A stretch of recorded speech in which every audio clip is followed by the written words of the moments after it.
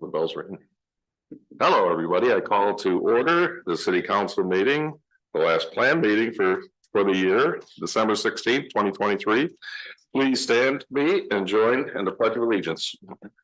I pledge allegiance to the flag of the United States of America and to the republic for which it stands, one nation, under God, indivisible, with liberty and justice for all. Thank you, and we send the mayor well wishes. He had thumb surgery today, pretty serious. He wanted to be here, and I think it was more serious than he thought it was going to be. Ms. Beck, please call roll. Moore, present. Shields, Here. Walker, present. Wagner, Here. and Murphy is absent. We have a quorum. Next is the consent agenda, adoption of a proposed resolution that would confirm approval of the following: the December 4th, 2023 regular session city council meeting minutes and acknowledgement receipt of a report concerning certain administrative transactions since December 4th, 2023. Any comments, or do we have a motion? Mr. Shields. I'll move to approve the proposed resolution. Do we have a second? I'll second the motion. Ms. Walker, let's have the second. Any discussion? Ms. Beck? Shields. Yes. Walker. Yes. Moore. Aye. Wagner. Yes. Motion passes 4-0. Next up, we move quickly to public comments, and we haven't had a reminder of this, or maybe it's anything read in a long time. So I looked up Michigan Municipal League. We've had we always share that kind of the rules and guidelines for public comment. We look for public comment now for anything not on the agenda. But the official guidelines are any person who addresses a council during a council meeting or public hearing shall be limited to 3 to 5 minutes in length per individual presentation. The clerk will maintain the official time and notify speakers when their time is up. I didn't warn you about that. And when a person addresses the council, he or she shall say his or her name and home address. Remarks should be confirmed to the question at hand, and in a courteous tone. No person should have the right to speak more than once at any particular subject until the other persons wishing to be heard on the subject have had the opportunity to speak. So we'll, out of respect for everybody and folks later in the agenda, I thought it'd be worth just going over that again. We usually say state your name and keep it short, but we haven't provided the guidelines, so we'll ask for that. So any public comment? Yes, please.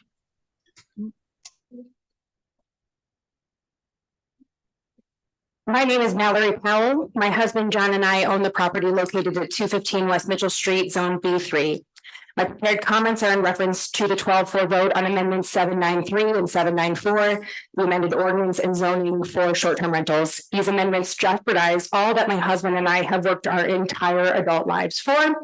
So I'm sure you'll appreciate our desire for clarity on the record as part of our due process. First, a question. An intent to petition was filed on 12/16 under Michigan Law 1253402. It is my understanding that these amendments are on hold for a minimum period of 30 days. Is this correct? This is your time for public comment. This is public comment. It is respectfully my understanding from reading the city charter and council bylaws that public commenters are expected to have statements and questions of fact answered. If the mayor, in your case, Mr. Wagner, are unable to answer the question, we are able to have this answered by the appropriate city official present, which it was delivered to Sarah. It's in your own meeting guidelines. I think you should stay tuned to the rest of the meeting. Okay. In the past few months, we have consistently attended council meetings. We've poured over the city's ordinances, charter, and bylaws. Where needed, we've sought clarification from city officials and outside experts. Last week, we attended our first planning commission meeting. As full-time residents, it has been eye-opening to watch our local government function, namely that you, elected as our city council, are the only true check and balance that stands between unelected city officials and appointees in refining and passing legislation that they create. that marries their interests, strategies, and goals with the concerns of Petoskey's constituents. We also learned that among our city's key officials, those tasked with educating lawmakers on existing law and city planning principles in the creation of legislation are contracted consultants and non-residents.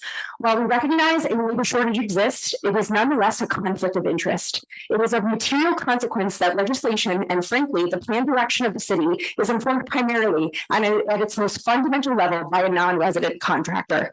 Separately, we have learned, and it is our firm belief that City Council, much to the credit of your service, is not appropriately compensated for the necessary investment of time and to support the key significance of your role in ensuring the proper functioning of democracy in Petoskey. As such, I have to assume that each of you care deeply about Petoskey and are motivated purely out of the desire to solve problems and protect the livelihoods of those you represent.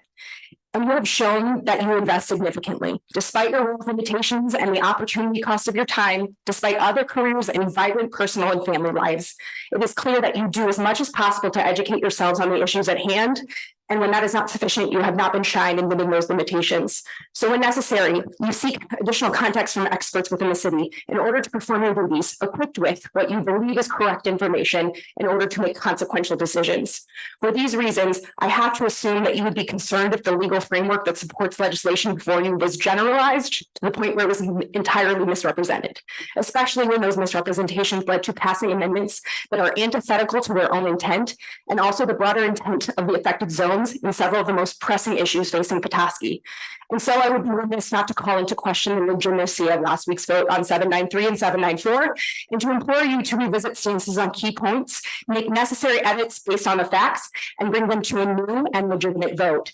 As support, I am quoting from the zoning of B3 under principal uses permitted number 1, it reads, that these include any commercial use permitted in the B2 district and any residential uses permitted in the RM2 multiple family district. I also want to point out that the present zoning also allows for residential uses following RM2 in B1, B3A, OS, and I2. As you may recall, there were discussions on 1120 and 12.4 that centered around restrictions on first floor residential uses in B2. During those discussions and separately to inform changes to the specific verbiage, our city planner and city manager have misrepresented that B3 categorically follows B2. The same principle has been extrapolated to all other commercial zones, whether or not they allow for residential uses on the first floor.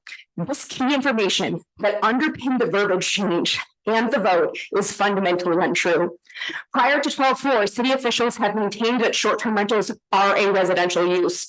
To quote the city manager prior to the council's vote, quote, STRs are being assigned to business districts only. The intent is to avoid the conversion of first floor retail and office space to quote, residential, in parentheses, STR uses. B3 zoning follows B2 zoning from a principal uses permitted standpoint. Because it has been presented that B3 and others follow B2, the policy of not allowing first floor residential uses, in this case short-term rentals, has been applied to all commercial zones under Amendment 794. But again, B3 does not follow B2 for residential uses. As a mixed-use district, it follows RM2, which also includes all the permitted uses in RM1. As multifamily districts, these zones do allow for first floor residential uses. The same applies for B1, B3A, OS, and I2. In closing, as mentioned previously, Just for point of reference, you're at 3.5 minutes, so you have up to 5. does that include where I was speaking? Just letting you know. Okay, thank you. In closing, as mentioned previously, there have been 3 present concerns that related to this legislation that we should be keen to solve or at the very least mindful of. And overabundance of commercial vacancies, a long-term housing shortage, and a lodging shortage in a tourism-based economy. In light of these issues, we cannot reconcile why anyone would want to pass legislation that ignores the opportunity to address them, at least in part, or at least be mindful of the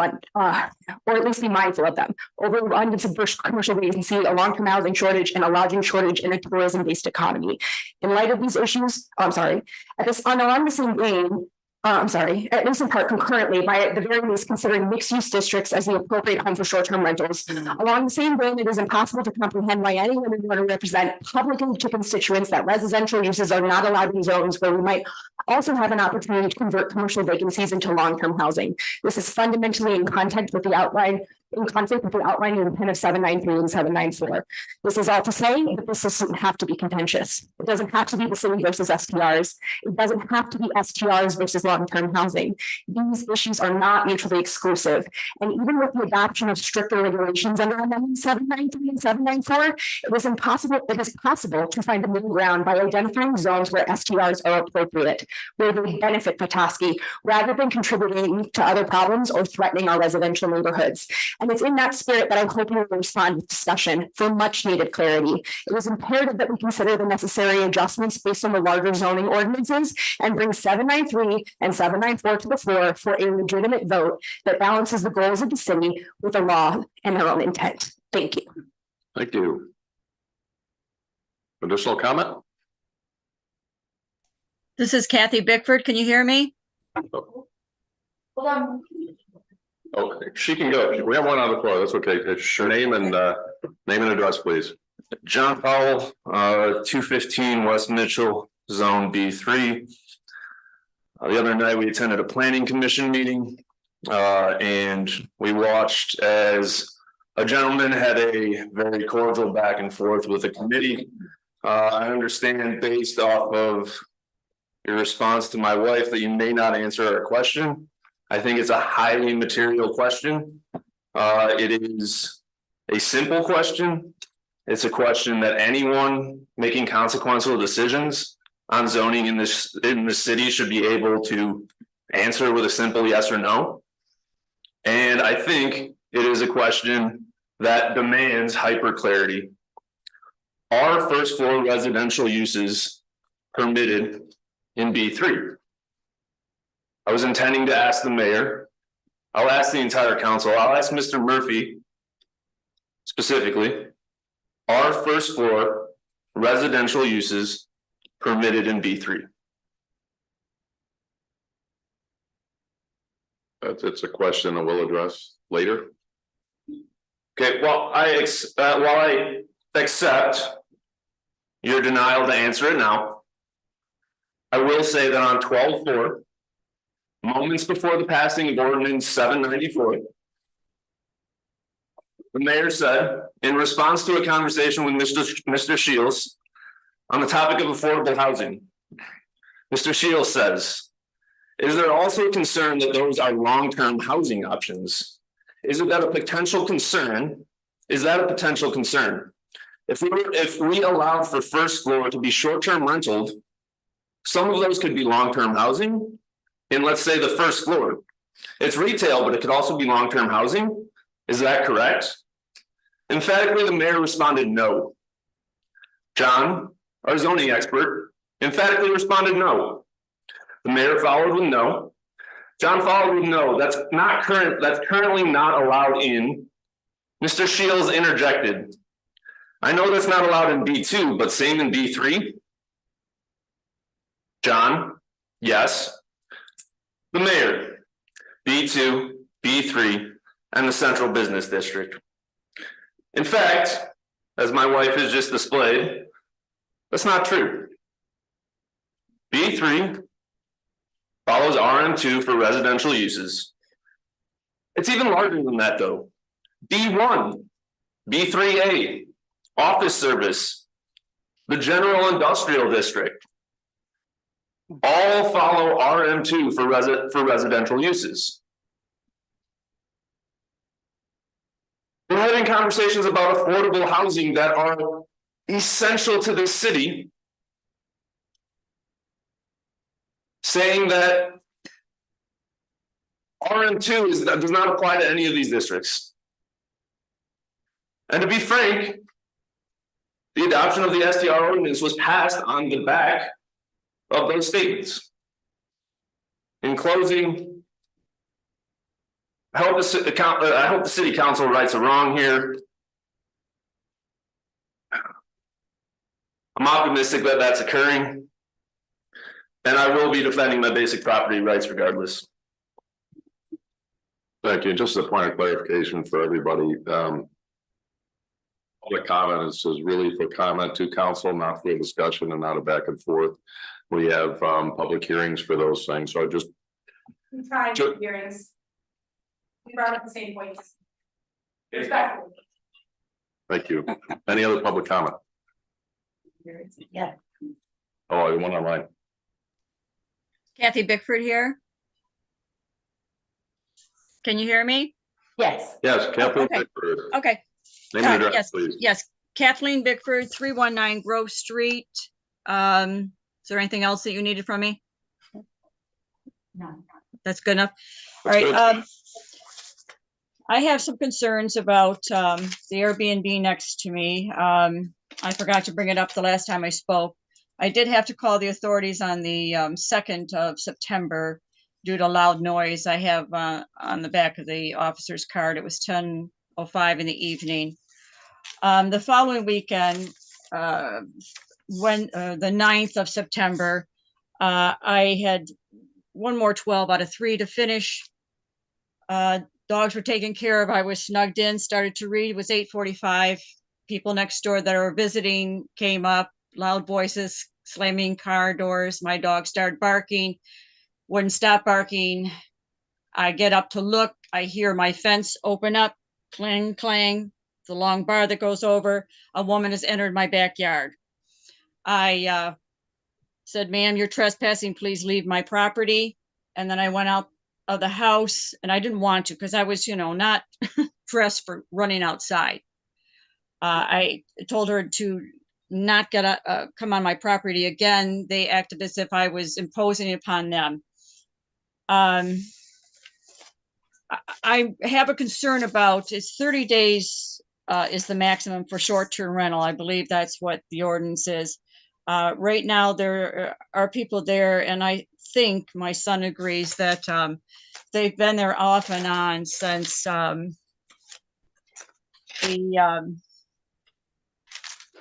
November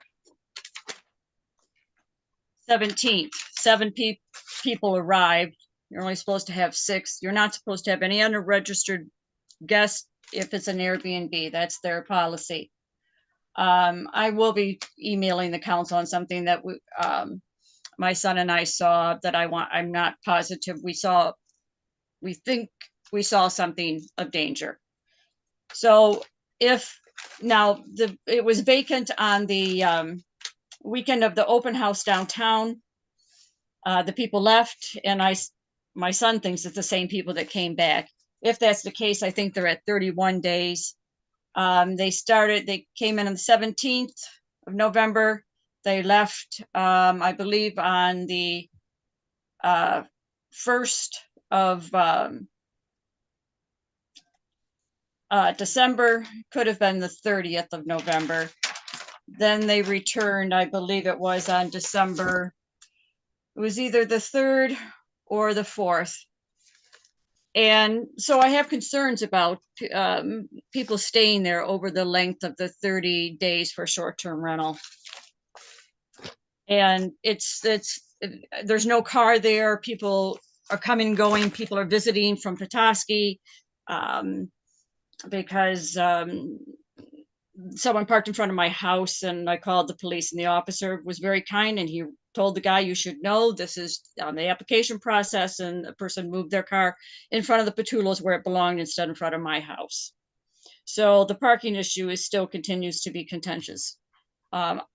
I just think that this comes down to holding the people that are running Airbnb short-term rentals accountable, and maybe some fines need to be passed out, written, to help mitigate the situation. Thank you.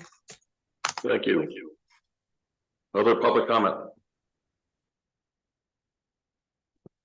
If not, we will, Mr. Wagner and Manager Horn. yes. A clarifying question here.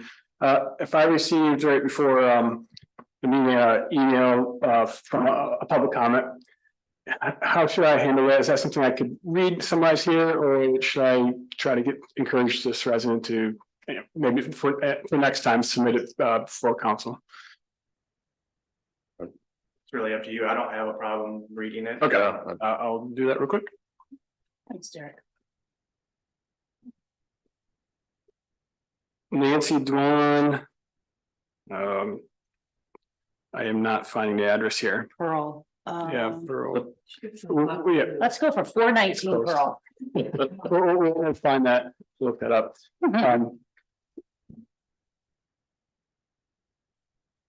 So summarizing her email to me, this is on her views on the Petoskey's Winter Sports Park. And the concerns as follows: not seeing evidence that Petoskey's Park and Recreation Department is committing resources and finances to the upkeep or operation of the Winter Sports Park. There have been a consistent message that the city supports the Winter Sports Park, but there have not been concrete plans or budgetary commitments for replacing the snowmaker, revitalizing the road to maintaining a full-size speed skate competition size main skating rink. Providing traditional open hours for the park and warming house, and following through on offering the longstanding winter carnival for the public's and local businesses benefit. The city council meeting agenda tonight includes items to discuss and approve the proposed bids for Winter Sports Park, warming house, warming house roof replacement and replacement of windows and doors. Questions are. She objects to recently approved $100,000 commitment towards this bid project, and has questions about where the $50,000 ARPA funds are, and when they will be used, and how the funds would be, and most importantly, how the funds will be used. And I think just a quick response to Nancy, that we're more conversation will be had tonight on that and those questions. Okay, thank you, Mr. Shields. For the record, her address is 1004 Wapasu. Just got it. 1004 Wakazoo. Additional public comment? If not, we will move on to the city manager's updates.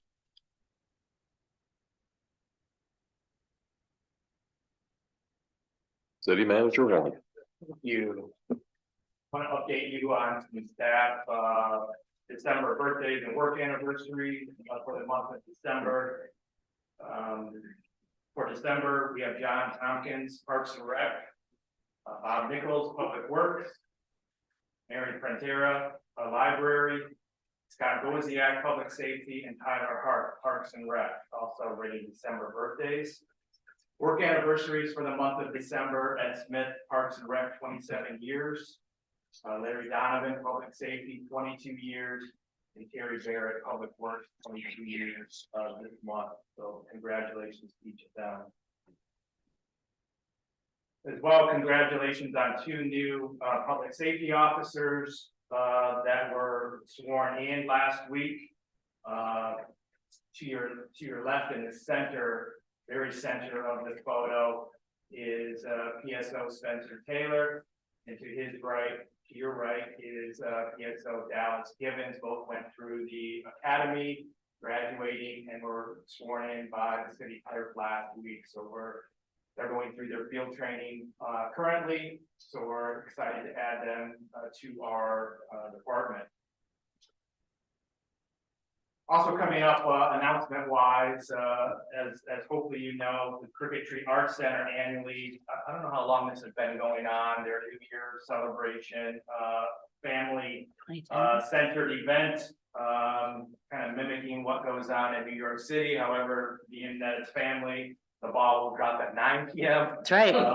So there's a list of activities on their website, really, that gets kicked off at 5 p.m. on New Year's Eve, both inside and outside of the facility. So we encourage residents to take advantage of that fun family opportunity. Also, congratulations. I highlighted a couple winners, but the Petoskey Chamber did their celebration of champions. I believe this was their 32nd annual awards evening, and we had 2 awardees from the city. We did receive an architectural beautification award for the Mitchell Street downtown entrance. You can see Kendall and Becky receiving that award last week, as well as our library director, Val Meyerson, received the Athena Award at this celebration. So kudos to all of those. And there were many more winners listed on the Petoskey Chamber's website. You can watch the ceremony, the actual evening in its entirety. If you'd like to see all the winners that were announced. So very, very nice evening, and we certainly thank the chamber and all their efforts.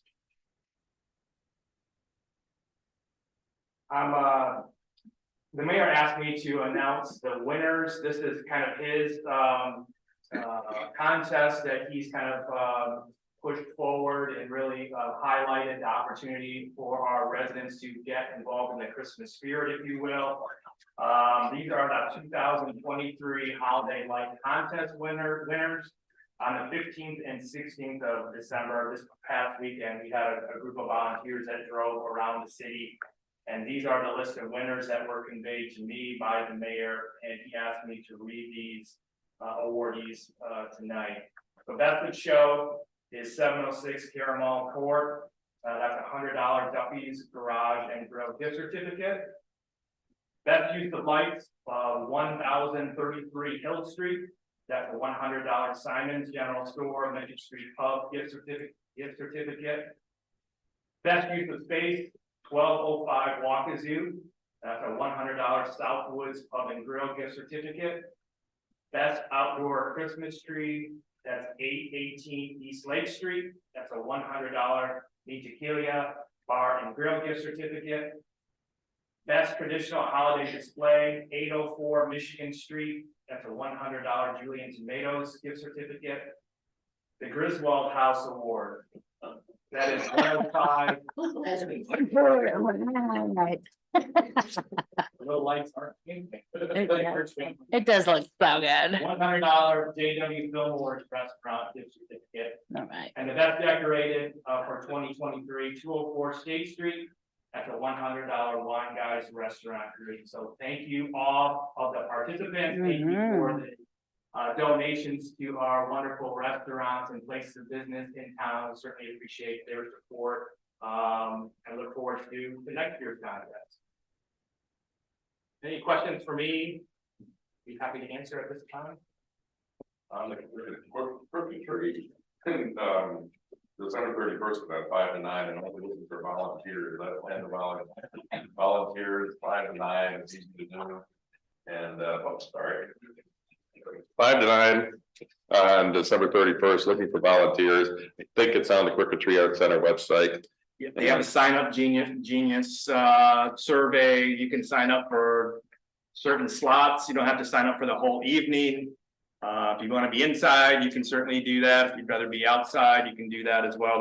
But you're right, they're looking for volunteers, and we certainly appreciate the library as well. They're a partner in this effort as well. So there's programming in the library and outside the library as well. So. Any other comments from council? Questions, discussion? Anyone from the public? Thank you. Thanks, Shane. With that, we move on to a couple of appointments. Consideration of appointments to the Downtown Management Board and Parks and Rec Commission. The mayor's job is to review these folks, and these are 2 reappointments. And I would let him do it or wait for him, but I know both of these people really well. So, and I have great faith in them. So we'll do one at a time. The first is for the Downtown Management Board, the reappointment of Robin Bennett. And she is a business owner downtown. I'm looking for the amount that she's been serving. And I know she's a great contributor. She's lived in Petoskey for 36 years. I'm happy to make a motion. Mayor Pro Tem Wagner, thank you. Thank you. Support. Second from Demore. Any other discussion? Ms. Beck. Walker. Yes. Demore. Aye. Shields. Yes. Wagner. Yes, motion passes 4-0. Next up, Parks and Rec Commission, reappointment of Ken Turk, who lives at 506 Morgan Street for a 2-year term ending January 2025. And I know he's been serving as chair of Parks and Rec, and he served on the Parks and Rec for a fair amount of time. Great to have him stepping up again to lead the Parks and Rec. Any comments? Motions? Make a motion to approve the recommendation of Mr. Turk. Motion for Mr. Shields, I'll be happy to. second from Ms. Walker. Comments? Ms. Beck. Shields. Yes. Walker. Yes. Demore. Aye. Wagner. Yes, motion passes 4-0. Thank you again to our volunteer board members.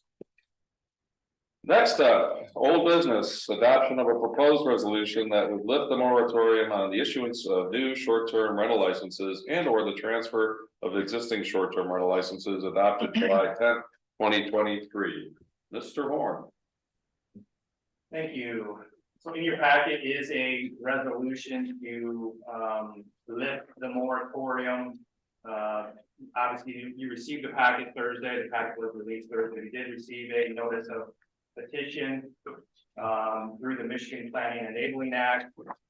Based on that and guidance from our city attorney, we have presented a resolution in front of you that for your consideration, one option would be to allow the existing currently licensed short-term rental units, the 33 that we've discussed and are listed, to continue into the renewal phase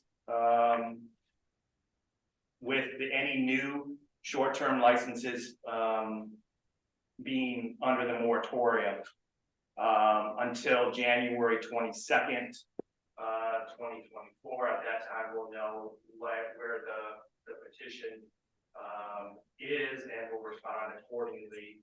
But to allow the existing licensed short-term rental units to continue through the renewal, the option in front of you is a resolution for that to continue a temporary moratorium on new short-term rental licenses, but to allow the current licenses, the 33, to continue forward into the renewal phase. That's what's before you. You do have Rhonda Stowers, our city attorney, on. She can help you with questions or concerns that you may have. I would actually appreciate some comment from Rhonda Shower, that you would before I entertain comment from council. Kind of what we got Thursday versus what we got today, and I know I believe we're eager to allow people to apply for short-term rental licenses. Right. The idea on Thursday was that we were moving forward with lifting the moratorium in its entirety. However, circumstances have changed somewhat in that there has been at least notice of intent to bring a challenge to these past ordinances through a referendum style process. And given that circumstance and causing there to be more uncertainty on these ordinances than would otherwise be the case, the more prudent course at this point, at least in my opinion, would be to continue allowing the ones that are existing, that do have existing licenses. We know how they operate. We know, what their scope is, what their status is. We have the details about these ones. They're not dependent on the zoning ordinance allowing them to be a permitted use or not, because they're already an established use. For those, we can allow them to continue and move forward with the process. But I think it's important to put a hold on any new applications until we can figure out or get a better feel for whether there's going to be a challenge, whether there's going to be a petition or a referendum in the city's future. So that would be what is in front of you today, which is to allow those that are existing and have current licenses to continue the renewal process, to go and take the next steps, and just temporarily hold on new applications until January, till we see what the lay of the land is at that time. Thank you. Council, questions, comments? Ms. Walker. Thank you, Mayor Pro Tem Wagner. I did have a question. If Shane, I don't know if you can answer this for me or not. Would that, if we did hold off on the moratorium until January, would that impact any of the non-compliant current with the new rules and regulations existent short-term rentals? So if I'm interpreting what you're saying, so the 33 total short-term licenses that we have currently, is that what you're asking? Yeah. Total? So this would allow those to continue through the renewal process, but it would kind of stop anybody that's not on this list we would not process any licensing under the moratorium. If I may, Mayor, again. Yes. So I think more specifically, I was wondering, of those 33 that are listed, if we did hold the moratorium until January, is there anything, well, I guess the new changes that deal with first floor in B3 and B2, and I'm not talking about the RMs districts or the any of the R or RM residential districts. It's just those ones that would be the units that are currently occupying first floor as short-term rentals. So would those properties be impacted between now and when the moratorium lifts, or how would that be handled if they're in non-compliance because they're first floor in commercial districts? I don't know, Rhonda, if you want to chime in on that. If you have a prior non-conforming use, they're allowed to continue their prior non-conforming use until such time as that use expires. Like if they didn't renew their license, for example, and allowed their license to lapse, then they would lose their ability to continue. But I think, and I defer to the city planner on this if they want to weigh in, but if you have a prior non-conforming use, they're allowed to continue that as long as they meet the other qualifications.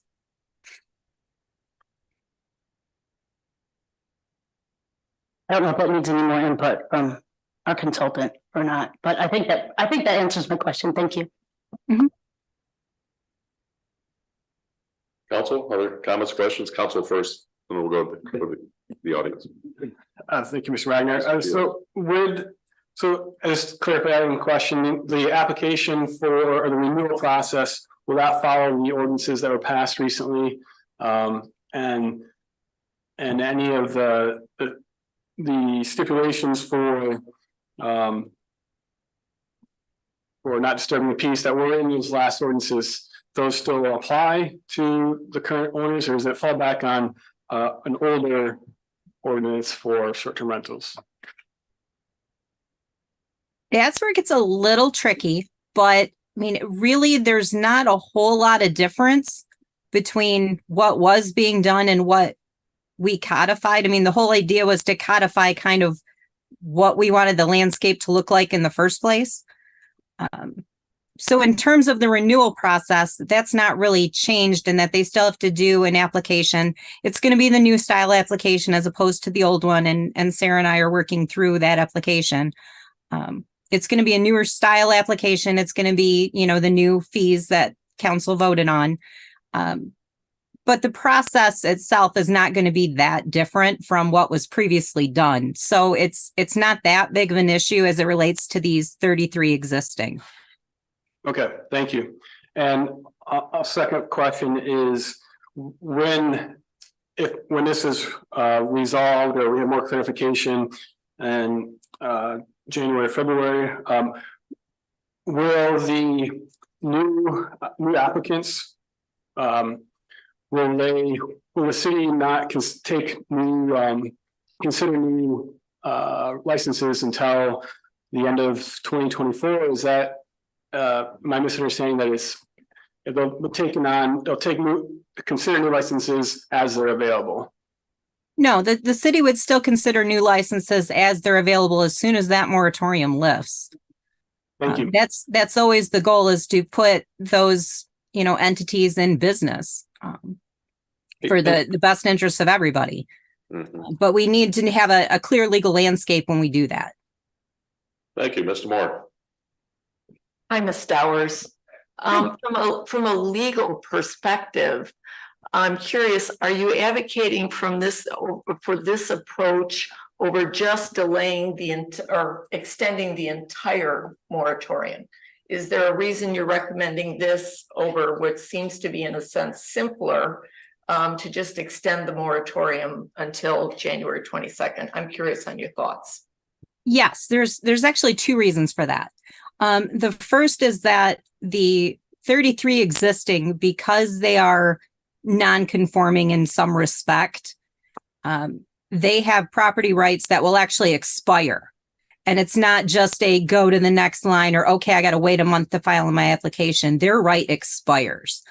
And the closer we get to their license expiration date, the less likely they are to be able to properly exercise their rights. So that was the first consideration. The other consideration is that because they are non-conforming, and because we already know how they operate, what their operation looks like, how their system is set up, we have the comfort level of saying that we don't need to stay there, the ordinance as to them, because we already know what they're doing is allowed.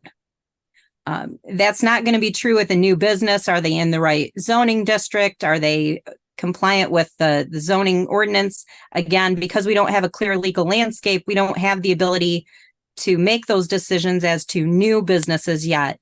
But the existing businesses, we have more clarity and we don't need to wait for them. And because moratoriums should be as narrowly tailored as possible, the goal is to narrowly tailor it to just fit the situation that we're dealing with. Thank you. Says that again, Rhonda, my understanding is we have to extend, allow the moratorium to be extended. Is that till the second January meeting? Correct. And so it's either extended to until then, not allowing any applications, or extended till then, allowing the 33 current licenses to continue. Am I saying that right? Yeah. So we would need a motion for one or the other of those. Yeah, based on the moratorium that was drafted on July 10th, that was 180 days. So if you calculate that out, it works out to January 6th. So we don't have another meeting until January 8th. Yeah. So we would need to address the extension of the moratorium tonight. Okay. So I'll be looking for a motion of one of those. Mr. Moore. So moved relative to the amended resolution that we were presented tonight, which has the same name, I think, as the other one, but it's the amended one. It's a page and a half long as opposed to a half page. Do we have a second? I'll second the motion. Motion Demore, second Shields. Further discussion from council? If not, public comment, please. Please step up to the microphone, share your name and your address. My name is Nancy Johnson. My address is 125 West Lake Street. My question is this, I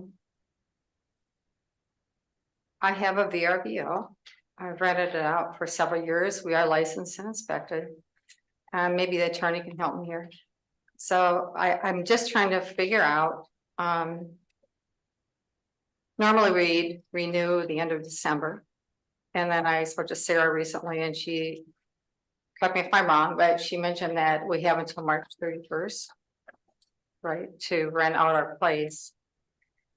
My question is, I have bookings, and maybe it's my bad, but I didn't realize this is all going on. So, but I have bookings for, normally I'd open them up in January for this summer. All 5-star reviews. We try to do a great job. We try to, make it a great place for the community, blah, blah, blah. My main question is like, am I okay to open it up in January and rent to guests through the summer? At this point, I just don't quite know where I fit in here. Quick clarification from Rhonda, Shane. So this is an existing license. Yeah, we've had it for several years, but Yep. yeah. I mean, I don't know that it's dialogue to go back and forth right now. As indicated, the license was issued and expires March 31st of 24.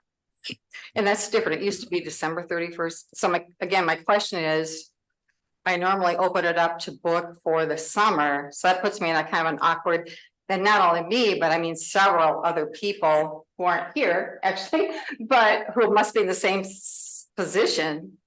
So am I okay? I want to do everything legally and appropriately.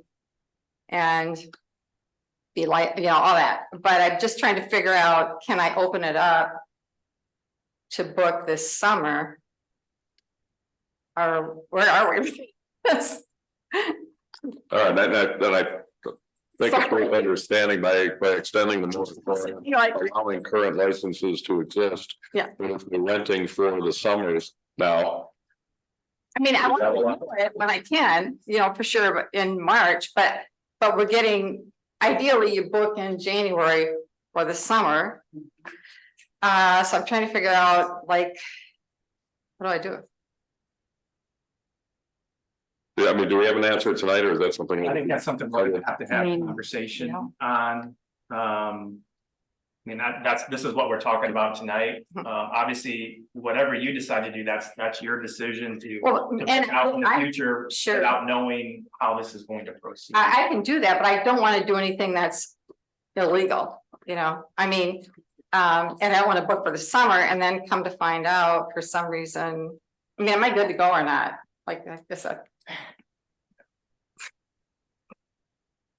don't certainly want to give you legal advice, but no, I mean, I just need a yes or no. If I'm not, then I probably need to cancel a couple of people.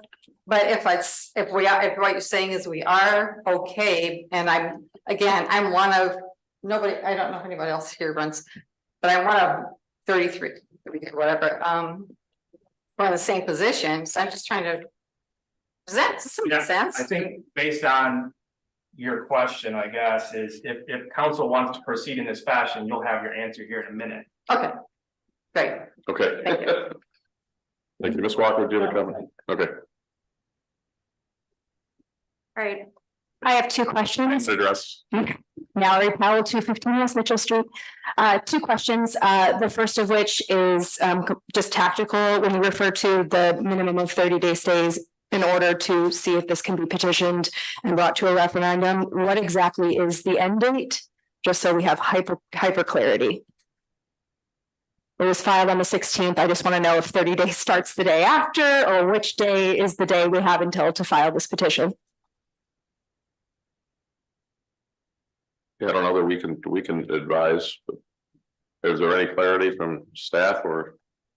I think that would be legal if you want to.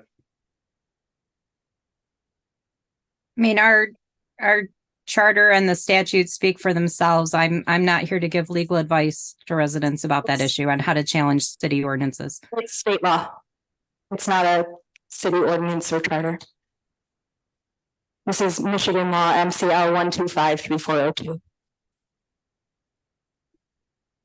I don't think this is legal advice. It's just what date do we have to have everything to Sarah by?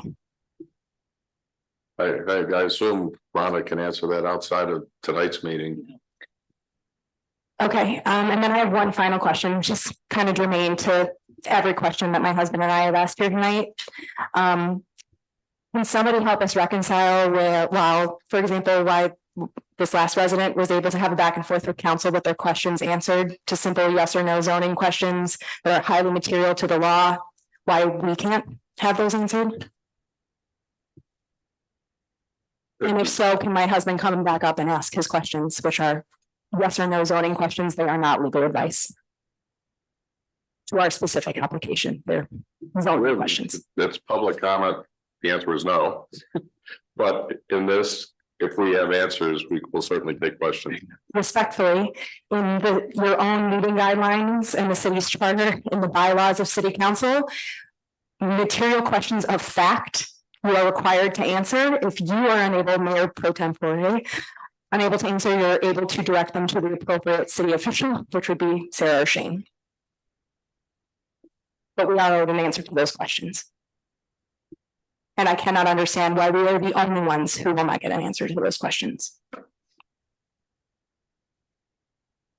Where we have answers and can provide them, we will. In some cases, council is not in a position to answer them, and they can be answered And perhaps to our city manager, at City Hall.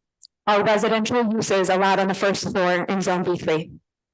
If council wants to direct me to answer, Okay, they can direct me to do that. This is I don't understand why we're playing this legal legal game. challenge, so why there's no back and forth here. I don't understand I'm why, trying to have a sit down discussion and you said you would not. so let us record it. Why would I want to be? Questions lied multiple times on the record. And you had an attorney to represent yourselves. You have to respect that we as community members have done everything. I really resent honestly that this discussion has made it seem like I have done anything that has not ever been in the best interest of Petoskey. I have come up here well informed. I have come up here speaking the truth. I have come up here offering deference and respect at every juncture. The fact that I am staring at people who are glaring back at me begs the question, why? I have tried, I have been overly respectful, honestly, to the point of pandering to egos. We have known all along, I pointed out on 5 separate occasions before the meeting and the vote, that the zoning allowed for residential uses on the first floor in B2. It was sent to all 5 members of the city council, including the mayor, the city planner, the city clerk, and our city manager. That question was not answered before the meeting via email. In fact, it was lied about.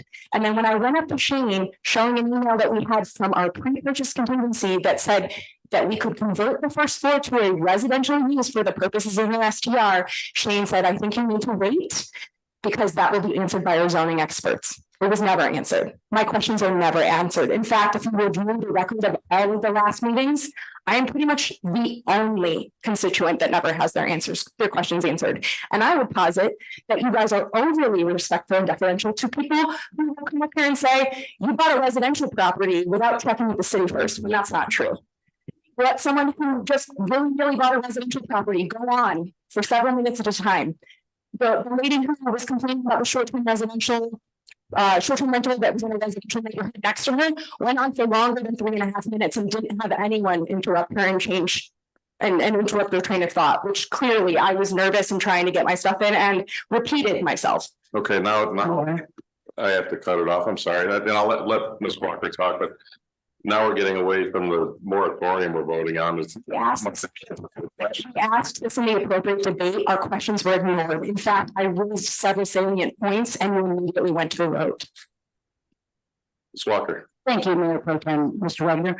I can answer your question because I've done a lot of research and I've been really confused myself. So to answer your question, no, residential uses are not permitted on B3. Where does it say that? Thank you.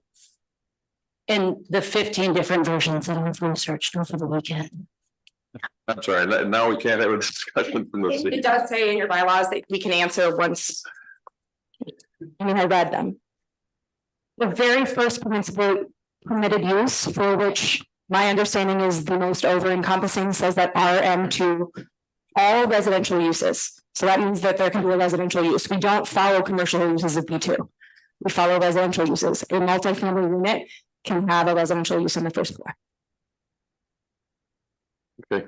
Can you offer your explanation as to why that would be the case? I think that would be highly material to the discussion at hand.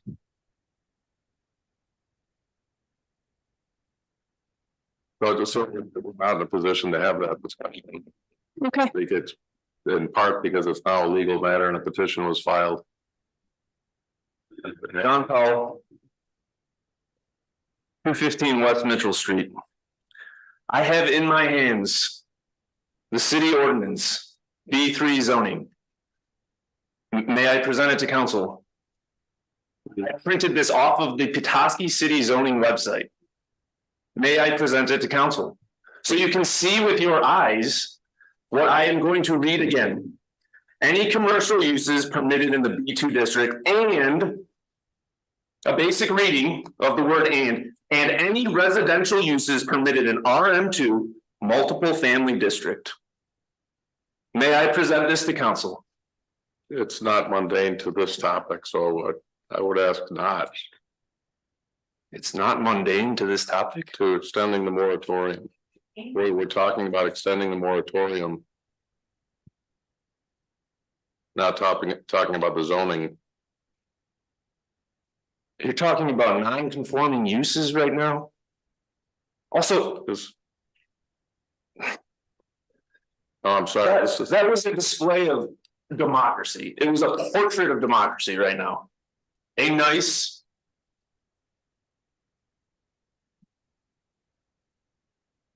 white woman comes before the council, asks questions, has multiple questions answered by legal and by you. And my wife comes up here, and this is the first time in any of the meetings that we've been here that she's been answered. No dialogue, no discussion, no reply even. First time. While I'm up here, one last part too. This is not, Is it mundane to extending the moratorium? I have to ask. this is not. Yes, it's all germane to the entire topic. This is not in any way speaking on Little Bay Cottage. I am speaking about Waukezu 414 before the current owners of Little Bay Cottage took possession of it. Waukezu 414 is in B2. B2 specifically says no residential uses permitted on the first floor. B2, Excuse me. B2, 414. No, it's not. Sorry. I simply said no residential uses permitted on the first floor. Meeting to order. There is a Michigan Housing Developmental Rental Rehab Grant. In the conversion of that to residential uses. In B2. B2, it's not a permitted use. B3, it is a permitted use.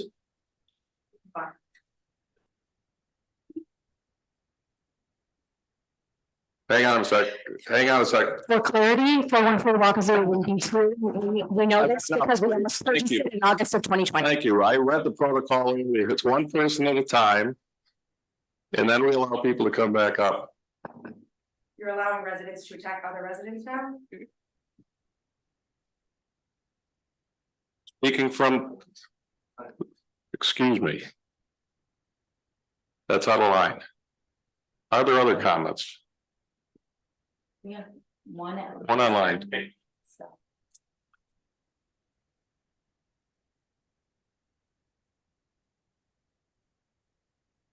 Hi, can you hear me? Yes, your name and address, please. Okay, hi, I'm Julie Hagenbook. I operate an Airbnb at 295 Jackson Street in Petoskey. I just wanted to say I support the lifting of the moratorium for the original 33 on that list. I have concerns similar to the woman that spoke before the Powells. We operate on Airbnb and I have stopped renting through March 31st because the license, I know it expires by then. But in the meantime, on Airbnb, there's an inquiry option. And I have several wedding parties and different guests attending the weddings that have reached out and inquired already about renting in the summer months, since that's the most popular for wedding season. I have not accepted them because I know I'm not legally allowed to, but if it goes past January, we will lose business. And I know that's probably not anyone's concern other than mine, but it will really put us at a disadvantage for renting for the summer months is what I'd like to explain. So thank you for your time. Thank you. Anyone else online?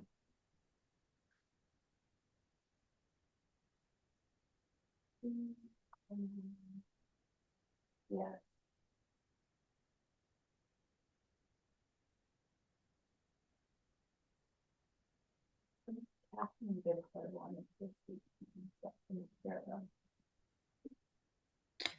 Ms. Yes. Bickford, did you Yes. have a comment? Yes, I just have one other comment. Oh, I forgot. I was gonna say two things. Oh, is there any data collected in terms of how the Airbnbs, particularly I'm speaking in, I have a business residential address. How does that benefit the neighborhood? I have concerns. There's a school down the street. Grocery is a very busy street. And also, you know, we have Airbnbs don't employ people for the most part. We have a a lovely hotel here inside the city limits. We have multiple motels, some other hotels. And they hire people and they pay people, and that's what drives the economy. Airbnbs do not drive the local economy. From what I'm seeing next door, people come up, everything's packed, they're ready to go, and they do very little leaving of the properties per se, going out downtown, grocery shopping, etc. And I think that needs to be considered when you consider, lifting the moratorium, because I just don't think that, to me, it's unethical. Thank you. Thank you. Any other comments relative to extending the moratorium with or without current licensees?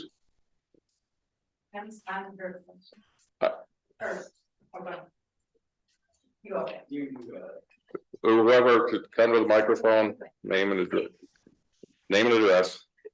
Nancy Johnson, 125 West Lake Street. Okay.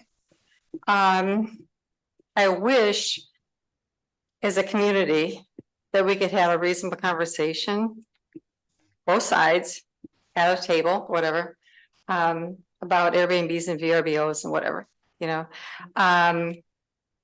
I appreciate what you said, and I appreciate what other people are saying in terms of somebody next to them. But this is the thing. We are licensed and inspected. I can go on VRBO, Airbnb, and this is nothing against people wanting to rent out their place by the week or by a few days or whatever. This is nothing against them. I think they should be able to do it if they're licensed and inspected. And I appreciate the fact that the city does do that. That's huge for me. I love that. But there are numerous, I don't know exactly how many places on Airbnb and VRBO right now that are not licensed and inspected. And it's too bad because maybe they give it a bad rap, because people are allowed to do that and then they're not held accountable, And so I appreciate her comments, but I just want to say that in relative to the fact they don't spend money or whatever, people come to our place, they are out walking, spending money, going to restaurants. Nobody ever cooks in the place, which is amazing to me. Like I have it all furnished. Nobody ever cooks there. They all go out to eat at restaurants and that sort of thing. And they visit different places and we tell them where they can go and whatever. So I just wanted to say, I guess I just really wish we could all come together and have a good conversation about this. Not all the VRBOs and Airbnbs are bad, but my appreciation is that, the city does license and inspect places, and I wish everybody did that, but they don't, so I don't know if those are the places that are having issues. I do know that, I'll close with this, that we get reviews, so a VRBO particularly, we don't do Airbnb anymore, but because whatever, but they're very good about, we have to get reviews on them as well as they get reviews on us. I've had no problems, honestly. It's been great. I love it. People appreciate it. I get good reviews all the time. And so if I go to visit my grandkids in Washington, Indiana, Chicago, I look for an Airbnb or a VRBO because it's so user-friendly and you can have family members and so on. So I just want to put a plug in. We're not all bad. It is a really good thing. And I don't know how many of you have gone places and gotten Airbnbs, but I hope we can work this out because I feel bad for the people who have problems next door. We don't operate like that. I don't know what's going on, but I wish everybody would get licensed and inspected. And I wish this, and to be honest, I wish the city would kind of follow up with that because I think that's only fair, and I realize that there are only a certain amount, I guess, of people who can be licensed and so on. I don't know if that's a further discussion, but I just want to say I feel bad for her, but we're not all like that. So. Well, I appreciate it, and I will call you back up as well with them. Just so you know, we've got a compliance officer who came on board this year, and we've got some great reports of finding those violators, and we're making some good progress there. And To finish my husband's questions that are entirely germane actually to the moratorium piece, the point he was trying to make with 414 Wakazu is 414 Wakazu is zone B2. We know this for a fact because in August of 2020, my husband and I actually looked and considered purchasing that property. We ultimately decided against it because, as my husband said, it used grant money that was intended to renovate long-term housing options. And then it was immediately turned and sold to be an STR. And one of the stipulations at the time, this being 2020, was that it was until like June or August of the next year before you could even short-term rent it because of the stipulations on using that grant. But the question I had is, we've learned through the discussion on the topic that B2 has never allowed for residential uses on the first floor. So under that, can someone help me understand? And also as it relates to the moratorium and those who have lawful uses to apply, how those were licensed in the first place as short-term rentals in a zone where it does not allow for first floor residential uses. And furthermore, if the currently licensed people are allowed to reapply, is that first floor zoning going to be considered? Because that would seem a fair application of the law. And that was, yeah, covered by planning and zoning, and so. And they're continuing to look at zoning and planning for the city. Any other comments? But then we got a motion on the floor. Oh, there is one. I can see part of the name. Julie Hagenbush. your Yeah, address, sorry. please. I just wanted to make 295 Jackson Street. I just wanted to make one other comment. I know that it was said that Airbnbs don't bring any revenue or employ any local jobs. I beg to disagree. Our cleaning service that we use is an Ottawa female woman. And she and her husband operate a business, and we keep her very busy. And so I take pride in that we are supporting a local tribal business, and we do employ her on the regular, on a monthly basis. So I just wanted to point that out. Thank you. Thank you. No further comments. A motion on the floor for Mr. Moore, seconded by Mr. Shields, I believe.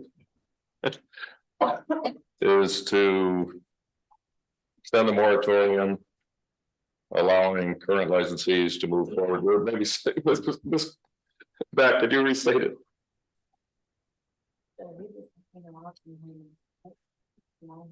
No, okay.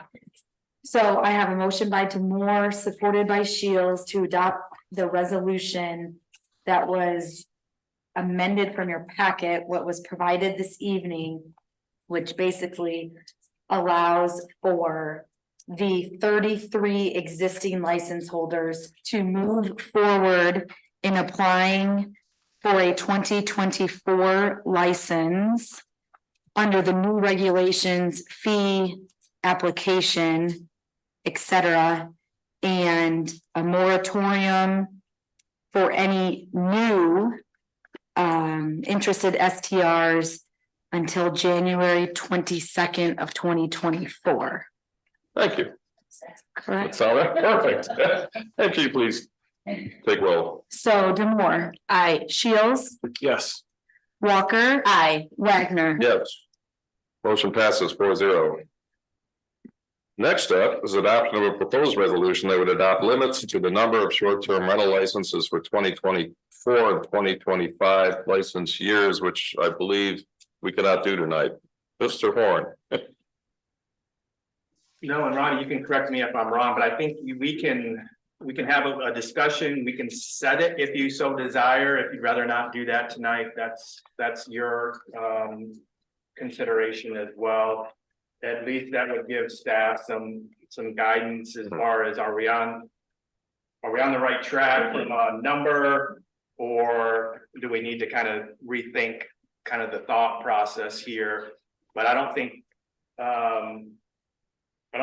setting a cap necessarily is something. I think setting a cap is something we could do. We could do it. So desire. Okay, thank you. And I will entertain discussion or a motion. Mr. Moore. No, I just want to suggest that given the importance of this, and given that the mayor's unable to be here tonight, not of his own volition, but because of a medical issue, I personally would like to have him be able to participate in this discussion with us as well. Thank So, you. Other comments? Mr. Shields, Well, I agree with Mr. Moore. And I also want to say that I'm in favor of more licenses than what's proposed. So I'm, and I don't have a number in mind, but happy to discuss that, but I would be in favor of increasing it to, yeah, I'll leave it at that. I'm in favor of increasing it right now. thank you. Ms. Walker? I don't have any inclination either way. I am in favor of a pretty rigorous discussion. So as long as we can have that and it's not all legal terminology, it's more about the why. We're doing that. Yes, I'm in favor of postponing it. Mr. Moore? I can never guarantee there won't be legal terminology. It's okay. I want content. I want why. In full transparency. Well, I commented at the last meeting that I was in favor of a bigger number. I came here ready to support the number from the planning commission, knowing that we can change it at any given time. That, you know, we could be reached by Sarah, by Shane, and they could say, hey, at the next meeting, we're an overload of applications.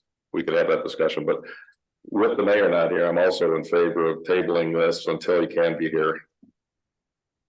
Well, just for, again, transparency, my thought at this point is to stick with the number that the planning commission has recommended. Rather than kind of throwing a dart at a board, they have given the evidence-based reason for that being 2% of housing stock. But my mind will remain open should we table for further discussion. So do we need a motion either way? Motion to table or a motion to approve? I believe we do. I would move to table. I'll second the motion. Yeah. We have a motion and a second discussion. Public comment?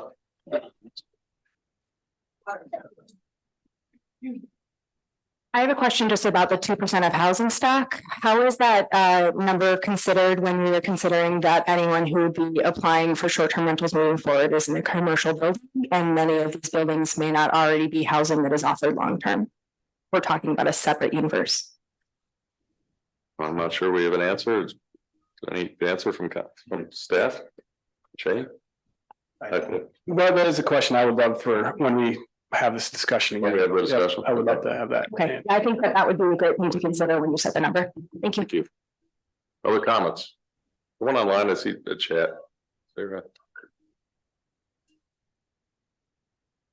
Oh, just thank you, council. Thank you. Okay, we have a motion and a second. Ms. Beck? Demore? Aye. Sorry, Walker did it. Yes, hold on. Sorry, Demore. Sorry, starting over. Aye. Walker? Yes. Shields? Yes. Wagner? Yes, motion passes 4-0 to table this discussion until next meeting. When we'll hopefully have all of us here. Next up, adoption of a proposed resolution that would reaffirm the appointment of Alan Berg and Berg Assessing and Consultants, Inc. to provide contractual assessing services for a 3-year period covering November 1st, 2023 to October 31st, 2026. Mr. Horn. Thank you. We do have Alan Berg with us this evening. Alan has and his company Berg Assessing and Consulting have been our contractual assessor for the last year. I think he's handled the situation pretty well. Been a kind of a steep learning curve for him and just getting to know us and we him as well. So we're certainly been pleased with his overall performance. We would like to see if we can enter into a longer term relationship. You know, he's trying to make decisions for his company and wants to have a partner with the city that he can make decisions based on staffing and resources, software, and other things that would allow us to really dive into doing our 20% inspections as recommended by our annual audit that is done. We should be going through and doing a 20% look and review of all of our parcels. So getting Alan contractually set for the next potentially 3 years would be something that would allow him to build the resources to be able to provide those level of services. So we're looking to extend Mr. Berg and his company for that 3-year process, and would certainly entertain your questions. Alan is available for questions as well and feedback accordingly. Good. I'll comment that one thing I appreciate that we never saw before is the occasional email with updates on a number of things relative to our assessment. So thank you for that. Ms. Walker. Anticipating my question. Thank you, Mayor Pro Tem. I did have a question. I know that Berg Assessing and Consultants, this was year 1 for them in 2023. And was it a partial year, or was that from January through November, their first contract? November 1st. Yeah. The 31st of October. November 1st of He 2022. came in at a not a great time from an assessment standpoint, as we were approaching the end of the year, and it's a crazy busy time in the assessing world, and he took us on and really we were drinking out of a fire hose, I'm sure. So I think he's got a good handle on the expectations going forward. I think he has a good process in place. He met with Board of Review that last week for their December meeting. So getting that relationship built as well will be important going forward. So, but yes, he came in at that time, and now we'll have hopefully an opportunity to have that full year and then some to kind of assist us in this process. Thank you. Maybe I have another part of that question, if I may. Thank you. Thank you for that, Shane. And then, so we're proposing to do a 3-year contract this time. And so last time it was from November of 2022 through December 31st of 2023. And so that amount, I believe, for those years was somewhere like around $90,000. Now, if we're going to go into a 3-year contract, I'm assuming with the cost of inflation and all these other things and the cost of services and labor has gotten more expensive. So that would be the justification. And do we know the percentage increase for $116,610 a year contract service fee? I believe, and Audrey, I'm looking at you, correct me if I'm wrong, but I think the contract that was approved last year is exactly the same dollar amount. It is. Oh, okay. It is no increase. No. Thanks so much for answering my question. You're welcome. Other comments, questions, or motion? Thank you. Mrs. Moore. So just for the record, has our attorney, Jim Murray, had an opportunity to review and approve the content of this contract? Thank you. Yes, he has reviewed the contract, provided a little bit of guidance for me to get back with Alan on, and Alan has made those tweaks to the contract from that standpoint. So yes, the city attorney has reviewed. Okay, and then just as a follow-up, and I'm not sure this is a follow-up to what you asked or not, but it might be. On page 2 or 3 at the top, delegation of the city manager. I just want to make sure everybody's clear here that while that there is that compensation amount, that provision, that first paragraph authorizes the city manager to adjust reimbursable costs at a rate not to exceed 10% annually, and to adjust compensation at a rate not to exceed 5% annually. I'm not opposed to that. I'm just making sure that's on everybody's radar. Everybody get that? Yeah, and then I did, if I could, I know back when we first talked about this contract, there was a little bit of a level of concern about Board of Review because of the way we had done it in the past. And that was something that typically your folks did not sit in on. So I'm just curious how that went, the new way. Shane? Yeah, Alan, you can chime in anytime. I think that first year was, I think our prior assessor kind of spoon-fed some information to Board of Review. Maybe that was above and beyond what is normal or typical.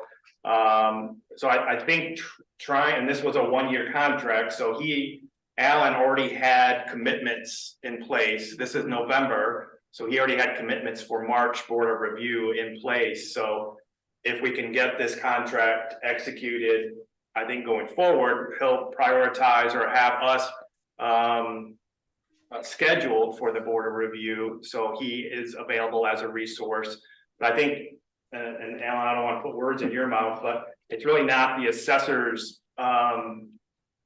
it's not for the assessor, really. The assessor is a resource. It's not like he should be driving those board of review meetings or interactions. He's available, his staff is available as a resource and a guide, not really dictating how that process should go. If that answers the question. Is there anything you'd like to add, Mr. Burke? I'd like to, my recollection is you drive a little bit to get here, so I'd love to hear from you. How's the year going? Not too far. Yeah, thank you and good evening. The answer to that question, and Shane, that's exactly correct. I think it worked well, but it was a learning curve for the board of review. I think from a resident's perspective, it was fine. It was more the board and just what they're used to. Just to explain how it worked, we had set them up as a pre-meeting, so everything was ready to go. They heard from residents, and then we worked with them on a final follow-up meeting to ensure everything, all their questions were answered. There was a little bit of concerns about the process. We have a number of different ways to do that. This year, we had anticipating that we would still be here for March this coming. We will be working with the board to give them, well, I guess what they were concerned about is they want more instant answers to certain questions as opposed to a delay. So we will be here for the latter part of their meetings so that they have questions and then they can do that. So that will be a little bit more available. And to Shane's comments about, longer term, if we know we're going to be here for longer term, then we can continue to tweak our staffing and scheduling.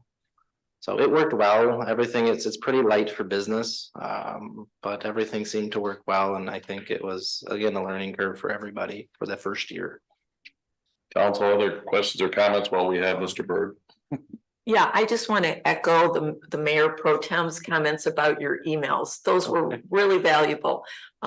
It's just something we hadn't seen before, and I want you to know it's appreciated. Thank you. Thank you. Other comments, questions, entertain a motion? I'll be happy to make a motion to approve the appointment of Alan Berg and Berg Assessing and Consultants to provide contractual assessing services for a 3-year period covering November 1st, 2023 through October 31st, 2026. Motion from Walker. I second the motion. Second from Shields. Further discussion? Nothing online, Ms. Beck? Walker, Yes. Shields. Yes. Demore, Aye. Wagner. Yes, motion passes 4-0. Thank you. Thank you. Appreciate the last year. Appreciate your support Thank you. and happy holidays. Thank you so much. Thank you. Next on old business, second reading and possible adoption of a proposed ordinance to amend the city of Petoskey zoning map concerning a rezoning of a vacant parcel from R3 to RM2 on Petoskey Street near East Sheridan Street. I give it to Mr. Horn.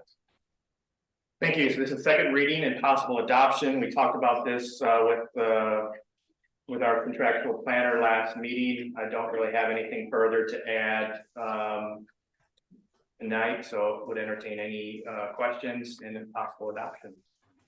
Council comments, questions, motion. Mr. Moore. Ms. Walker, I just wonder if you had any input whatsoever from your Ward 4 constituents. I don't have any input. It seems like this property and the development is a great opportunity, and from all appearances, if you look at the general neighborhood, regardless of this zone line between RM2 and R3, it just feels like that zoning just is zoning for the sake of zoning, and so it's very conducive to what is happening in the neighborhood in general, and will also hopefully encourage more infill development of this nature. This is exactly what we need to see. So other than that, I think everybody that I had talked to in that immediate vicinity and on Emmett Street were like, that sounds like absolutely what should be happening, infill development. So yes. Thank you, Ms. Walker. Thank you. Mr. Shields. I drove by today and my thoughts were the same as, yes, this is great. How can we do more like this? This is great info. Great. Do we have a motion?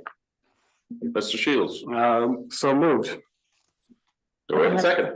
Be happy to second the motion, Mayor. Motion from Shields, second from Walker. Ms. Beck? Shields. Yes. Walker. Yes. Demore. Aye. Wagner. Yes, motion passes 4-0. Thank you. On to new business.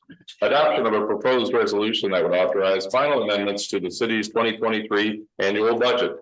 Again, City Manager Horn. I'm going to turn it over to Audrey. If you want to give a overview or be available for questions, but this is something on an annual basis we do at the end of the calendar, end of the budget year, to kind of true up any sort of budget issues, concerns, and make sure that we keep our auditors happy and satisfied. So I don't know, Audrey, if you wanted to provide any sort of overview. Any additional, right now, it does not appear that there's only a couple amendments that I see that need to be made for the general fund. Less any anticipated or unanticipated expenditures that come through. Right now, it's just a reduction in revenue for the grant for the Bloor property, since that has been postponed or is definitely not going to happen in 2023. So that's for $217,000 reduction of revenue. And then they're in the expenditures in the Parks Department. They have increased by $229,000 above what was anticipated, mostly or mainly due to the engineering costs for the Little Traverse Willway Penn Park and Winter Sports Park hockey rink. But those going forward in 2024, I think all three of those will receive grant funding once they're underway.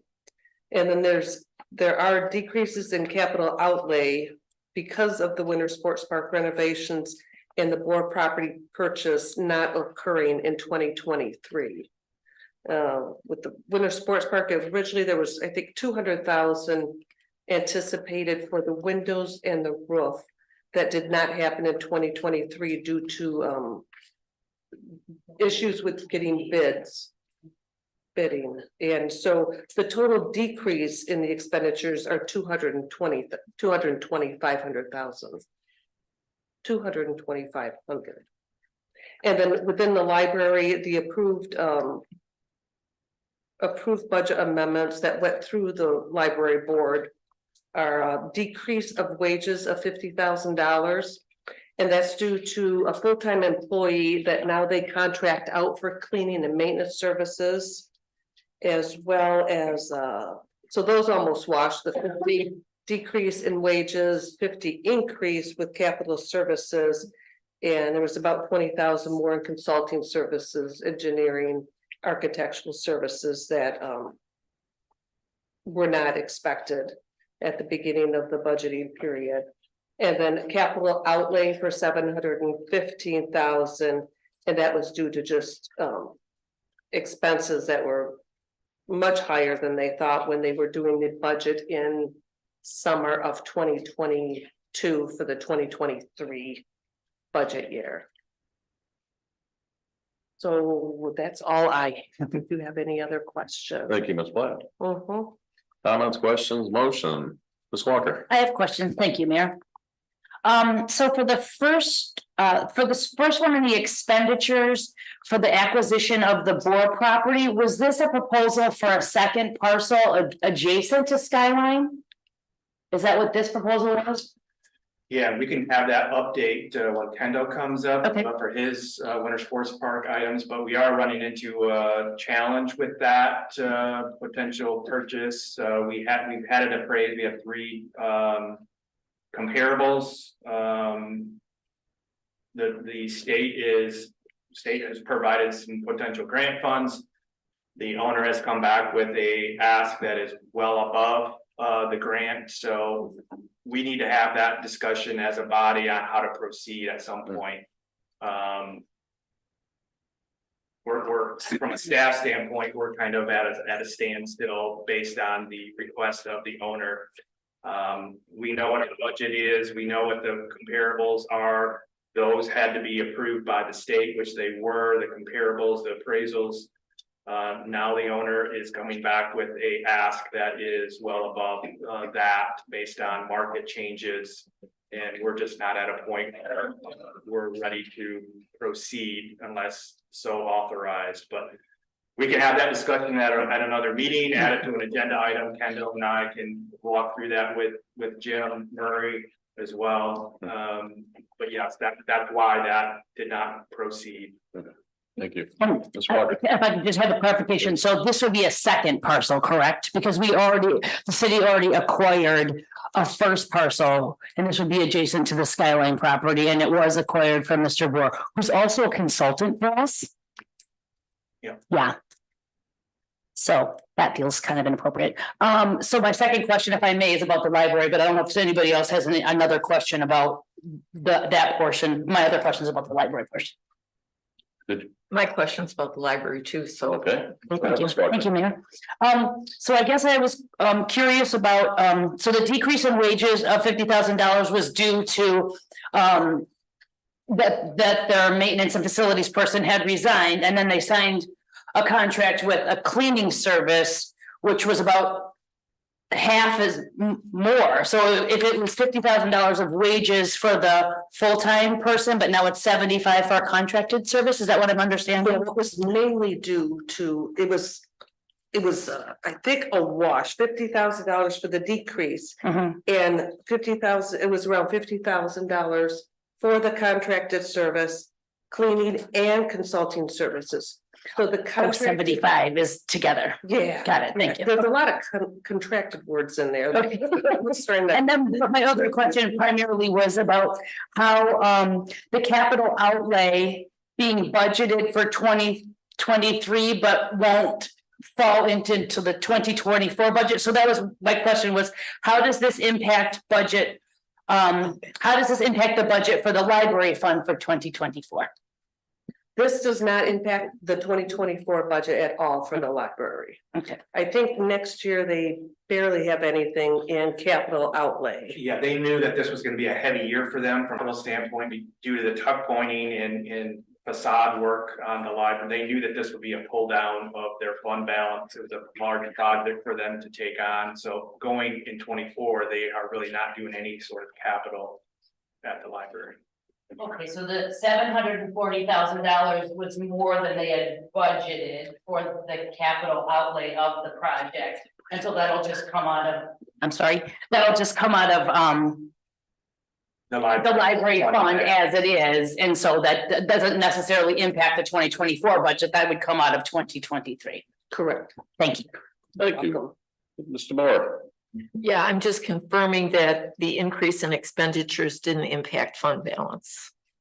The increase in expenditures does impact fund balance for 2023. Okay. Originally, I think it was 225, 275 that they had anticipated when they originally got their bids in 2022, summer of 2022.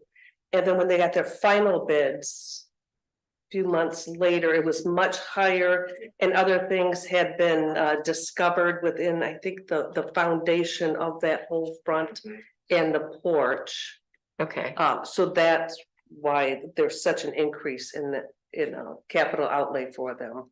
So was the fund, was the only fund balance impacted the library fund, or are we seeing any? Oh, just the library. Just the library fund. Okay. Thank you. Thank you, Mr. Shields. Thank you, Mayor Pro Tem. Ms. Plath, just to confirm, none of the ARPA money is being used for the Winter Sports Park Hockey Rink Pavilion upgrades described here. Some of the no ARPA monies. No. Okay. Well, for 2024, no, we don't have anything proposed for ARPA funds for 2024, and this is just amending the 2023 numbers. Okay, yeah, I'll ask about the 2024 for the next time, but so there is no ARPA money, so it's making that clear. Correct. Thank you. Correct. Comments, questions, motion? Mr. Moore. Yeah, sorry, I think, were you following up for Ms. Dwan? Okay, so the question we received from Ms. Dwan was, can you please find out where the $50,000 ARPA funds that were committed to the Winter Sports Park, where they are, And then they will be used, but I'll direct that question to you. But I think you responded to this before, but if you could once again as to where those funds are being held. Sure, they're sitting on the balance sheet in the general fund. So they're in unearned revenue because they have not been expended yet. They're in a holding pattern. They're in a holding pattern. Exactly. Yes, you're welcome. Thank you. Comments, entertain a motion? So moved. We have a second. I second the motion. Motion to Shields. Motion from Demore, a second from Shields, respect. Demore, Aye. Shields. Yes. Walker. Yes. Wagner. Yes, motion passes 4-0. Next up, adoption of a proposed resolution that would authorize contracting with ASAP Roofing Gaylord in the amount of $70,690 to replace the roof at the Winter Sports Park Lodge and Bates Park concession stand. Turn it over to Mr. Moore. Yeah, I'm gonna refer it back to Kendall. We got a couple of exciting projects coming up that we're really excited about. And so Kendall's gonna kind of go over those two projects. So yes, thank you. This was a rebid from earlier this year. The first time that we bid this, we received one bid for the Winter Sports Park roof only, and it was $150,000. So I didn't think that was appropriate. So we rebid this project out this fall. And we, excuse me, packaged the Bates roof as well. And we lengthened provided some more flexibility for the contractor to get these projects done. So clearly both of these buildings came back at a much more reasonable rate. And we have interviewed the contractor and checked the references and are comfortable moving forward. I think this makes me feel good because we can get metal roofs, which I think is a great standard. It's a classy standard. It's a 50-year standard, high efficiency. So for both of these roofs, we are able to convert to metal. That's great. So I'm looking for support. Mr. Moore. So Kendall, was this more in the range you had expected? I mean, at the outset, this bid $70,690. Was that kind of what you were? Well, honestly, it was when I saw the bid this spring, I expected these to be even a little bit more than what I was pleasantly surprised that these bids came in what they did. And when we talked to the contractor, that he could do it was we allowed him some more time to get the project done, but he also rolls his own roofing, so he doesn't buy it. He doesn't buy it prefab and assembles it. He measures and cuts right on site. So as opposed to over $4 a square foot, he's able to do it for about $2 a square foot. So I think we were very happy that he put on this project. Awesome, thank you. What comments, questions, Ms. Walker? I was so pleased to see that part of the roof runoff situation at Bates Field especially is going to be addressed with the gutter system.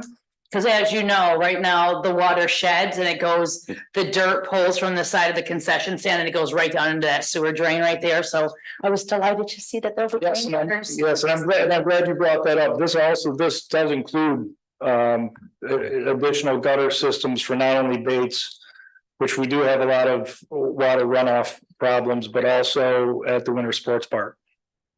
Thank you. Can I ask one more question?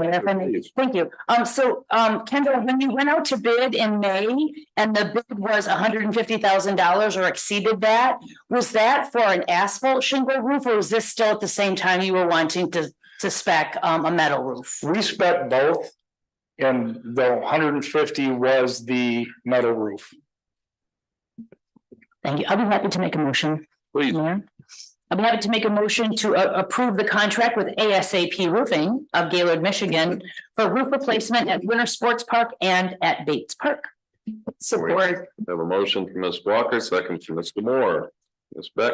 Any other comments, discussion? Walker, Yes. Demore, Aye. Shields. Yes. Wagner. Yes, motion passes 4-0. Thank you. And next up, adoption of a proposed resolution that would authorize contracting with Gordon Construction Services, Inc., Petoskey, in the amount of $137,722.45 to replace the windows and doors at the Winter Sports Park Lodge. Mr. Horn, and I assume Mr. Klingelsmith. Yes. So again, this was a rebid that we received no bids on this in the spring. Felt like perhaps the completion deadline would have been a little too tight. So we rebid this.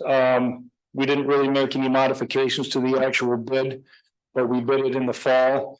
And again, we did provide flexibility in the substantial completion date. The Winter Sports Park is as you know, is a year-round facilities. We have our day camp in there in the summertime, so it's important for me to give the contractors enough time to order the windows and the doors. This is going to be a great project. It's going to provide efficiency. Some of these windows you can't even close. I mean, I was out there today sitting on the bench by the windows, and you feel the breeze come, you feel the cold air coming in. So these are going to provide a real high efficiency product. We're going to improve accessibility. We're going to install automatic door openers and some better material on the doors. Panic bars, things like that to get us ADA compliant. And there was another point I think I was going to make. We leveraged the grant. Yes, that's right. Thank you. Thank you. Yeah, that was so. We did also last year, earlier this year, we did receive a $20,000 energy efficiency Eagle grant that will go against the expenditures on this. So again, we've interviewed the contractor, and it's important that if hopefully this gets approved so we can get the paperwork done and the contractor can order the windows, because the windows could be 12 to 16 weeks out. They are also aware of the scheduling with our day camp and our licensing and things. So we're going to work really closely with both of these contractors to make sure the project and the programs are seamless. Thanks, Kendall. Council comments, questions, Mr. Moore. So Kendall, I do not want to put you on the spot, but we did get this letter today from Ms. Dwan with some questions. And so what she's asking about is basically, we're approving a lot of the structural pieces, but they have questions about, funding of activities and that sort of thing. If you're not prepared to answer it tonight, that's fine. But I kind of would like an update in terms of, the Hill and the use of ARPA funds and that sort of thing. And again, if you're prepared to answer that now, be terrific. If not, I just would like an update at some point. I will answer what I'm comfortable answering. Perfect. In terms of the ARPA funds, that would be more the city manager or Audrey. But we did receive county, grant for snowmakers. Yeah. Which of course, it's not that easy to go out and get snowmakers. For one thing, they're about 6 months out. So what we've done is we've coordinated with Nubs Knob. Nubs is going to loan us 2 snowmakers that we hope we're able to execute, efficiently out there. We don't have our utilities are not where they need to be for us to have permanent snowmakers out there running all the time. Our electricity needs to be increased. Our water volume needs to be increased. We actually ordered a portable pressure water, booster pump, because the water that we're dealing with is 60 to 80 PSI, and these need 300. So it's not about just going and get snowmaking equipment and think that's gonna solve the problem. There's a lot of other moving parts. We're gonna have some challenges moving snow. Because in what I've learned through this, and I've learned a lot more about snowmaking in the last 6 months than I thought I ever would, but we went to Nubs, we went to Mount McSaba, and everybody we've talked to who deals in the snowmaking industry, we need a groomer. And that's another expense. And then we need a place to put the groomer. So it's, again, it's not, we don't have the equipment in our motor pool. We can't just move snow with bulldozers and front end loaders, and it just doesn't work. So this year we are going to do the absolute best we can to try to make, hopefully Mother Nature cooperates a little bit more with us this year than in years past.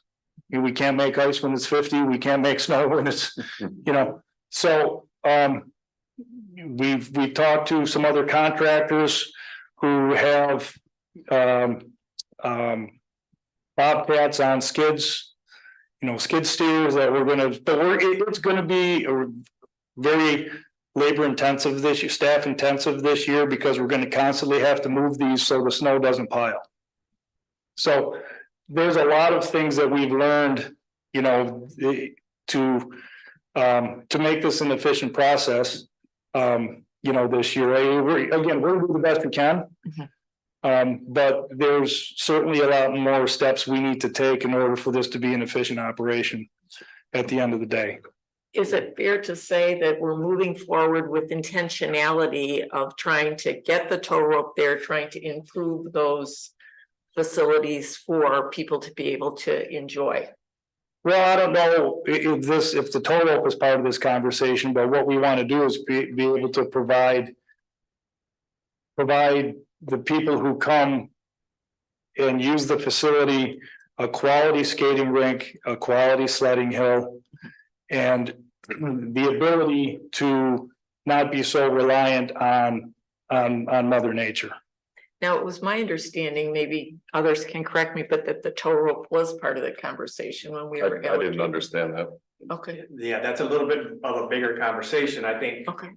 from a mission standpoint, we need to figure out what do we do best here in Petoskey, and I think we lean on what we do best, and I think Kendall's hit it, the skating and potentially sledding. I don't see us being a skiing destination. We have others that do that very well. I don't think we necessarily need to reinvent that, but potentially we invest in sledding / tubing, and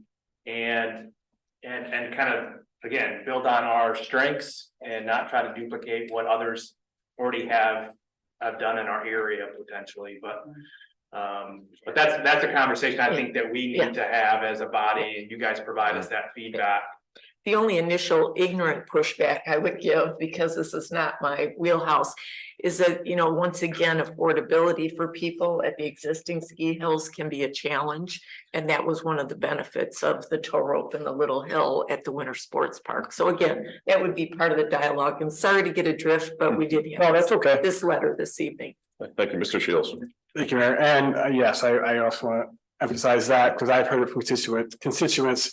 It is the affordability, that, free place to ski, and that we have done it in the past. So talk about who we are, our character. There is precedent for the city of Petoskey has had that in the past. So I think that's important to be part of the dialogue. And since this conversation is up, I had mentioned in a previous meeting request to know more about why or how the skate rink has been hard to maintain and keep up. And there was something about a drainage issue. And I believe Manager Horn said, well, it's more complicated. There's a lot of details. I was wondering if tonight's an opportunity to enlighten us a little more on what's all involved. Like to get, I guess, to the point where I would be, my request is, where can we put some numbers to that? Well, I'm hoping that we can address that in the spring. Yeah. Okay, the problem, that backfield is tile. There's drain tile in that backfield. And there are 2 or 3, as I understand it, and we did have hot shots out there, and they do a lot of drain, clearing. What we have a number of drain tiles that are feeding into like to a main drain, if you will. There are several clogs in the drain tile, which does not allow the water to flow through it, so it doesn't drain properly. And we had tried to remedy that situation earlier this fall. And it was determined that we would have to go in there with some heavy equipment and start, digging things up. So, in the fall, we have flag football back there. And if we were to dig it up in the fall, it likely wouldn't be a good enough surface to make ice, even in the winter time. So when we do these projects, we want to time it to where it affects the area the least. And when the experience that I've had with a lot of these projects is once you start digging in and you reveal more and more problems that require more expensive solutions. So I'm hoping that it's something that we can address and get it remedied. But we have a better idea of what the problem is. We're just not exactly sure where the problem. Okay. Where the problems are. Okay, now that helps. Thank you. Right. Ms. Walker.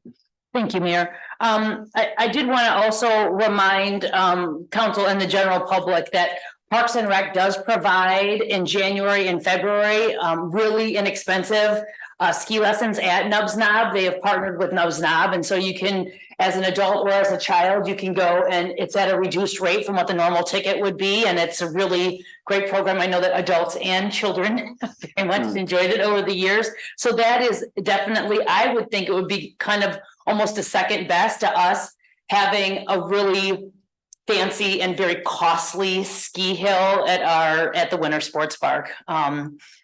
So that being said, I think that program is one of the strengths that Parks and Rec does offer, is that program in partnership with Nubs Knob in the January and February. So, and then the other thing I wanted to ask was in regards to the drain tile issues with hot shots. I mean, I understand that, like, obviously that's going to have to be do some investigation, and the spring is the best time to do that. I guess my other question was in relation to the ARPA funds, and are they restricted to what we actually applied for? And if we applied for snowmaking equipment, we have to stay with that based on how ARPA funds are distributed. Is that the correct understanding? That we're Yeah, I can restricted? answer that. The application that I submitted to the county was specifically for snowmaking equipment. So that's the direction that we'll use those funds for. Okay, thank you. Do we have a motion? I don't think we have. Do we have a motion? Make a motion to approve contract with Gordon Construction Services. Thank you, Mr. Shields. Do we have a second? Support. Mr. Moore, support. Any other comments? And Kendall, thank you for all the additional comments you're in the sports. So, and let me make try to provide one last little bit of clarification when it comes to total. Is, we're a multi-use facility out there. And when we were licensed to have that total, and we haven't been licensed in several years, we can't have sledders go up total. Okay, so if we're gonna reinvest in a total for just a handful of people, because we don't rent skis, we don't rent snowboards. Mount McSaba does a wonderful job. You can go out to Nubs, you can go out to the Highlands, and you can ski on some of those lifts for free. We need to make sure that our planning out there, if it's a magic carpet or whatever it is intentional for the whole use of the facility. If it's tubing, if it's, whatever it morphs to be. So there's reasons why we are doing the things that we're doing. All right. Well, now since you said that, I'm always a learner in every space, so who licenses tow ropes? The state of Michigan. Oh, okay, Yeah. thank you. Good question. Ms. Beck, please take roll. Shields, Yes. Demore, Aye. Walker. Yes. Wagner. Yes, motion passes 4-0. Thank you. Thank you, Kendall. Last item is adoption of a proposed resolution that would authorize contracting with Tri-County Excavating Group LLC Harbor Springs in the amount of $303,756.50 to renovate Sunset Park. Mr. Hall. Mr. Klingelsman. Thank you. Thank you again. This project I'm really excited about. Sunset Park has kind of looked the same for a lot of years. It has some accessibility issues. And a few years ago, when 31 was redone, there was sidewalk that was enhanced on the north side, so it created a little bit more access to the park. We redid the stair tower a few years ago. The view shed needs improved. So there's a lot of things that make Sunset a nice candidate. Plus, it's in the TIFA funds, so we didn't chase grants and things for years to do it. It did come in under budget. We had $400,000 in the TIFA budget for this. This is going to be a very practical project. We're going to provide some better access to the bluff. We're going to improve the fencing. We're going to enhance landscaping.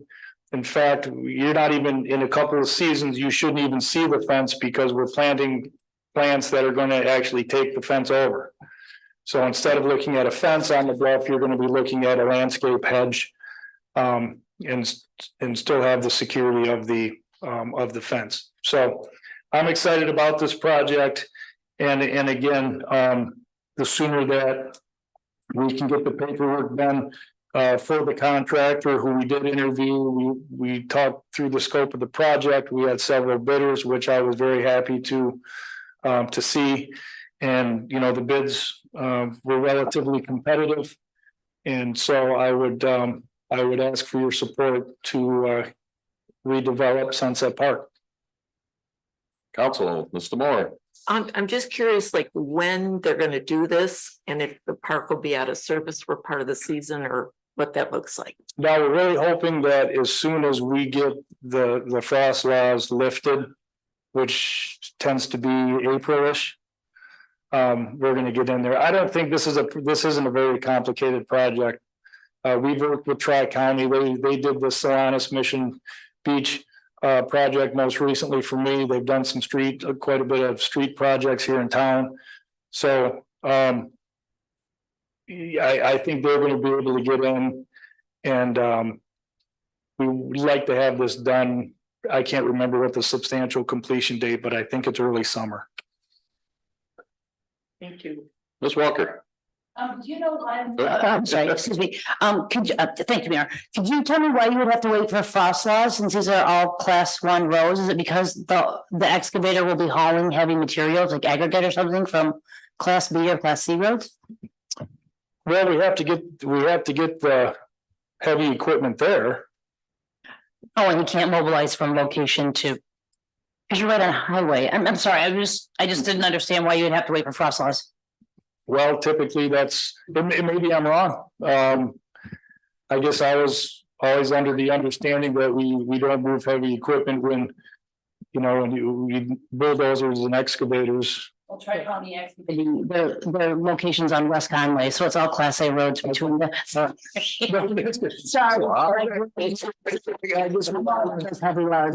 Some stuff tonight, but I did have another question too, if I may. So I am so grateful for the amount of investment that the city of Petoskey has done on the highway. Within the auspice of what belongs to the city, as well as the wheelway over the ledge on the waterfront property.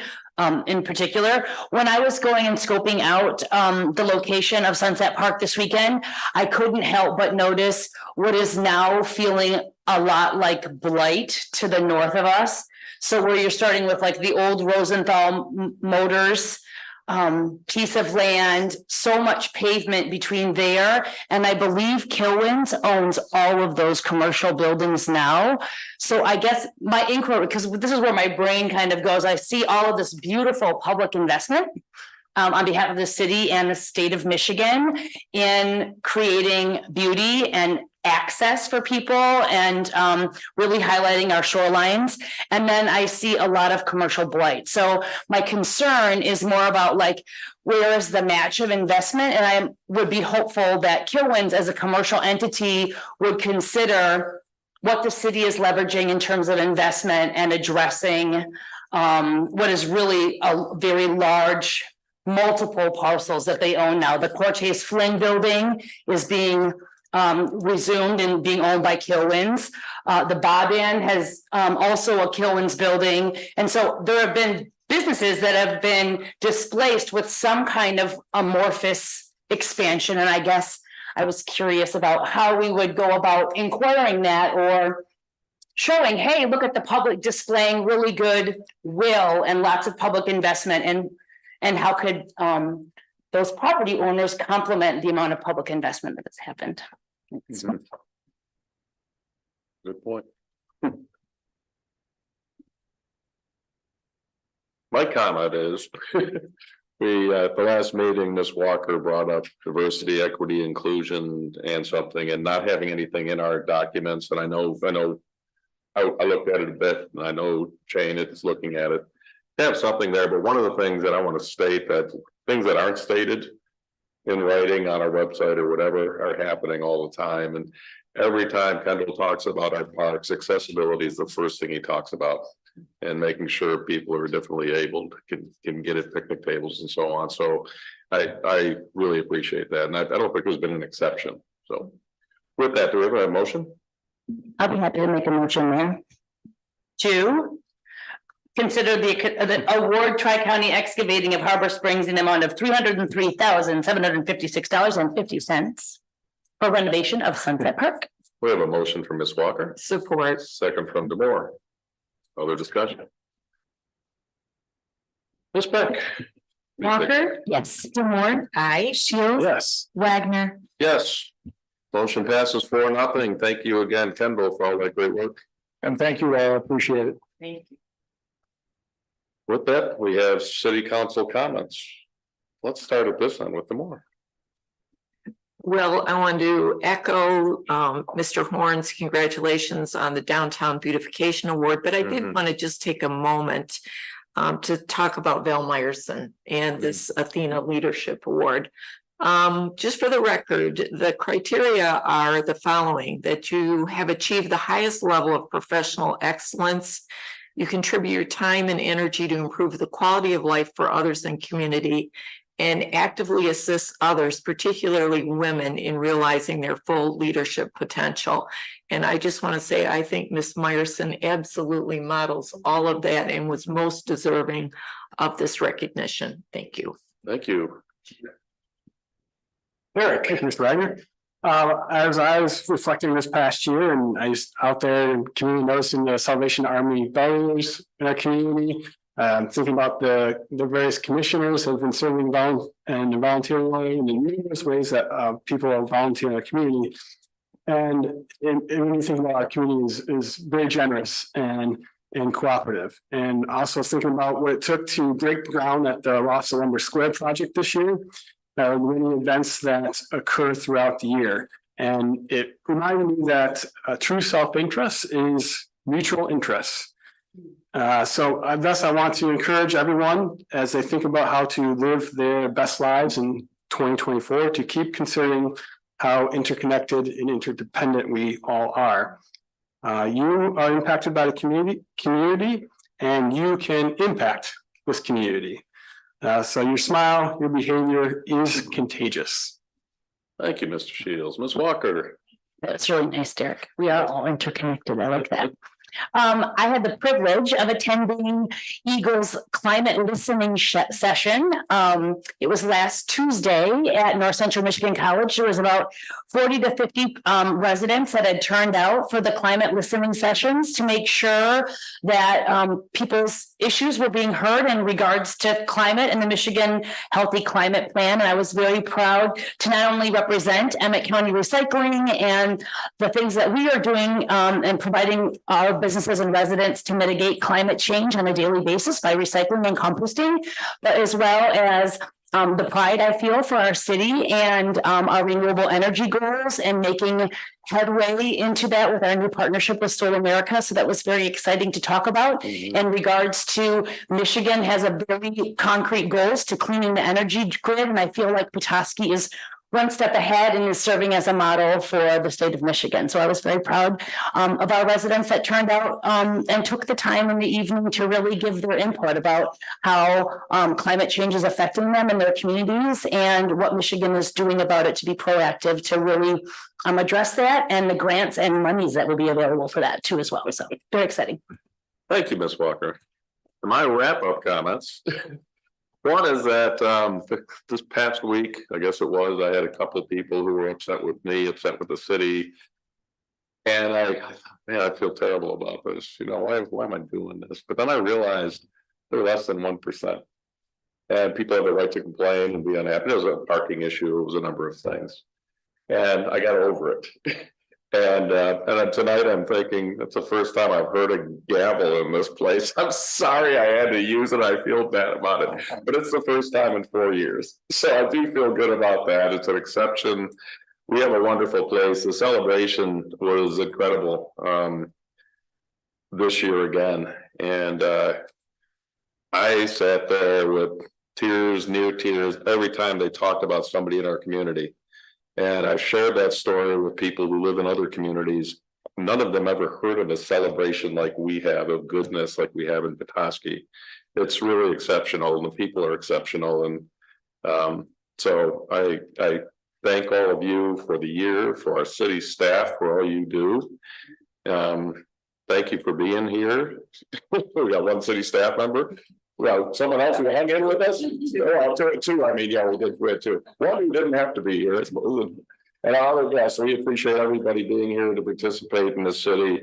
And with that, I think it was our last meeting that I said happy Hanukkah to everybody as we were getting ready to celebrate that. And for all who do, and tonight I say Merry Christmas. That's what I celebrate.